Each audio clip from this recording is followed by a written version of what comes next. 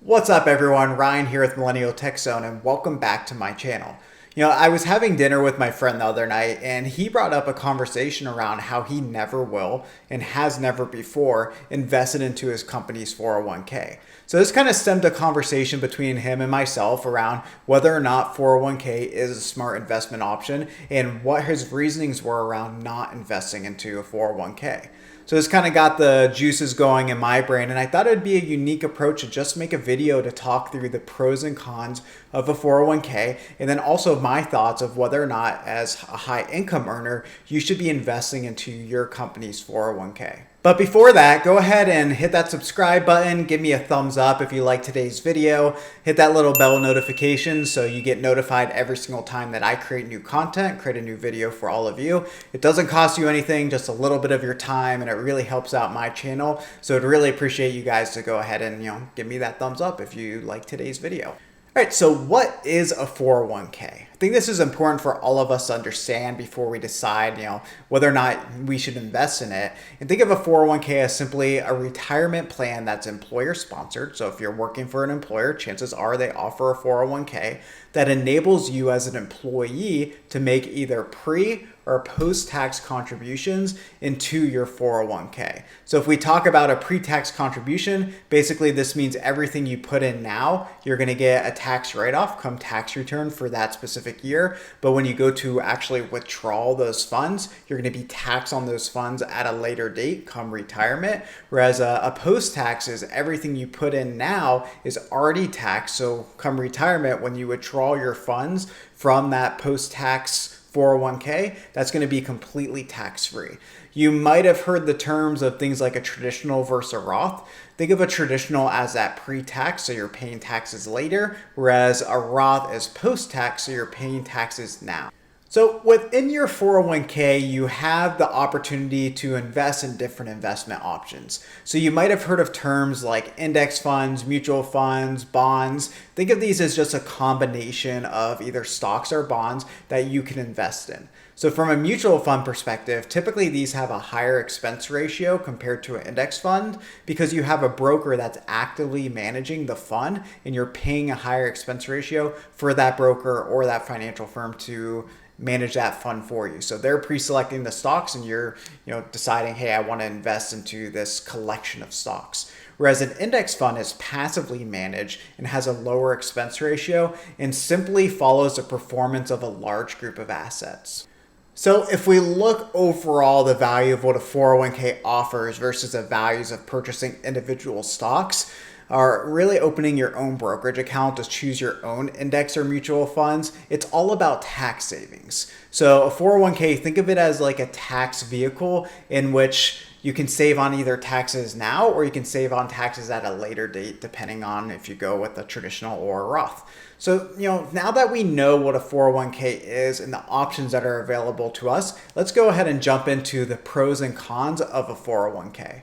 All right, I'm a pretty positive person, so I always like to stick with the pros first. The first pro is a lot of companies out there tend to offer some sort of company match. So in other words, if you work for an employer, that employer as a part of their benefits package might say something like they match up to half of up to 6% towards your 401k. So let's say you're earning $200,000 per year. If you put 6% of that $200,000 into your 401k, so approximately $12,000, they'll match 3%, so half of the 6% into your 401k as well, so an additional $3,000.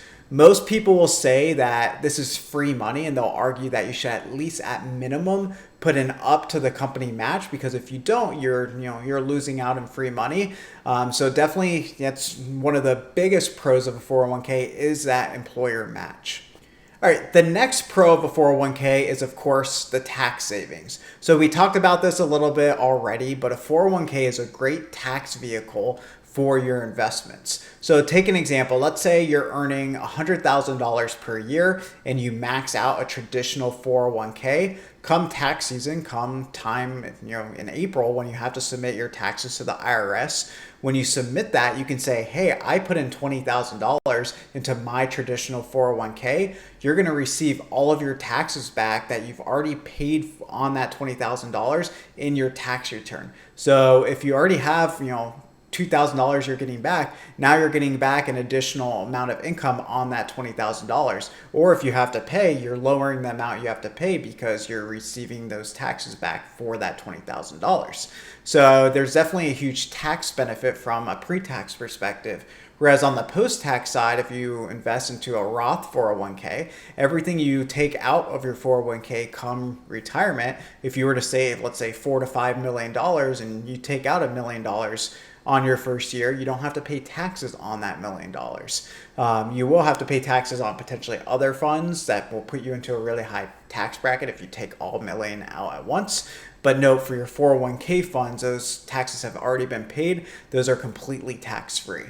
And the last is you can actually borrow from your 401k in the form of a loan. So this can be a pro or a con depending on how you look at it. I would say in a pinch, it's definitely a pro.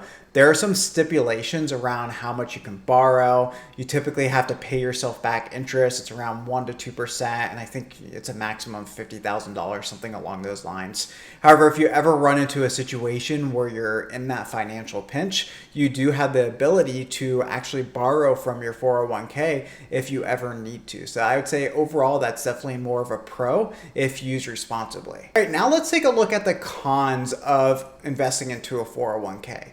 I'd say the biggest argument into why people would not invest into a 401k is because it locks up your funds until you're 59 and a half. I don't know where they got that half and why it's not just 59 or 60, but that's not for me to choose. But let's say you run into a really great opportunity. Let's say, with how crazy real estate's going right now, that the market crashes and prices go down by 33% or 40%. And now there's all these homes that are available under market value and you can earn money from a cash flow perspective. Well, if most of your savings is actually in your 401k, you can't withdraw that without being penalized. And that penalty is around 10%, I believe, if I recall right. So, what I say is, there is, that potential con of a 401k is that your money is locked up until, you reach that age. The next challenge is with an employer-sponsored 401k is they often have limited investment options as compared to if you were to open up, let's say, your own brokerage account, or we haven't talked about IRAs or your own IRA. I personally helped a number of my friends choose their 401k portfolio just because I spend a lot of time looking at finances and they don't. And especially for the smaller companies, a lot of them tend to just don't offer, all the different options that I would want as a financially savvy person. They might not even offer index funds as an example.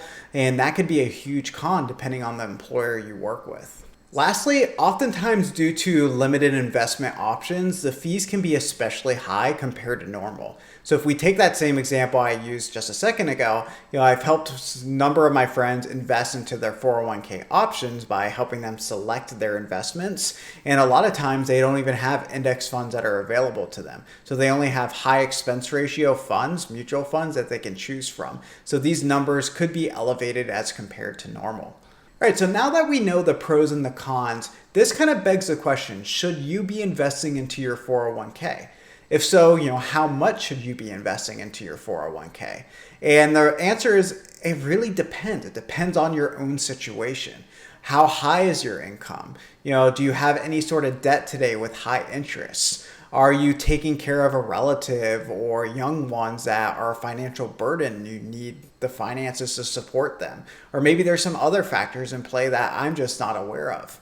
However, in my own personal opinion, I think the pros of a 401k absolutely outweigh those cons we talked about. As a high income earner myself, I max out my pre-tax contributions every single year.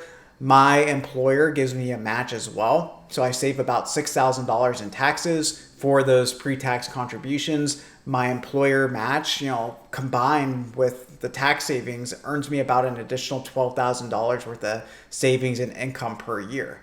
I'm aware personally that this ties my funds until, I'm at that age of 59 and a half. However, to combat this, I like to diversify my portfolio into different aspects. So I invest in things like a brokerage account, I have an IRA, some crypto, I have a real estate portfolio, and of course I always have cash on hand in a high yield savings account, as well as a small amount of cash in a checking account should I ever need that if a potential good opportunity arises. But again, I would say this is completely up to your own philosophy, your financial situation. If you have a lot of high interest credit card debt at 27% APR, I would definitely say pay that off first before you even think about investing into your 401k.